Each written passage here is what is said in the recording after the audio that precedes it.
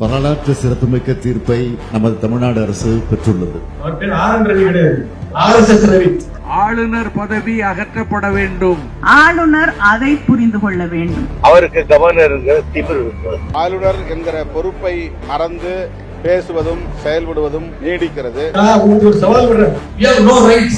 சனாதனவாதியாக தமிழ்நாடு ஆளுநர் அவர்கள் தொடர்ந்து செயலாற்றி வருகிறார். ஆளுநர் என்பது சுருக்கெழுத்து, ஷார்ட் ஹேண்ட். ஷார்ட் ஹேண்டுக்கே இவ்வளவு இருக்குன்னா செம்மொழிக்கு எப்படி இருக்கும்? ஆளுநர் மாளிகையிலே உட்கார்ந்து கொண்டு என்ன திமிரோடு இந்த வார்த்தைகளை சொல்லி இருப்பாய், நீ மன்னிப்பு கேட்க வேண்டும். நீ கவர்னர் சுயமானம் இருந்தால் உடனே ராஜினாமா செய்து நாளையிலே பிளைட் பிடிச்சிட்டு டெல்லிக்கு போனோம். இது பெரியாரின் மண். தமிழ்நாடு உங்களுக்கு சொல்லி தரும். தமிழ்நாடு அரசு மாண்புமை உச்சநீதிமன்றத்தில் வழக்கு தொடுத்ததில் தமிழ்நாடு அரசின் வாதத்தில் இருந்த நியாயத்தை ஏற்று மாண்புமிகு ஆளுநர் அவர்கள் நிறுத்தி வைத்திருந்தது சட்டவிரோதமானது என்றும் அந்த சட்ட முன்வடிவுகளுக்கும் ஆளுநர் அவர்கள் ஒப்புதல் அளிக்கப்பட்டதாக கருதப்பட வேண்டும் என்றும் தெரிவித்து வரலாற்று சிறப்புமிக்க தீர்ப்பினை உச்சநீதிமன்றம் வழங்கியுள்ளது.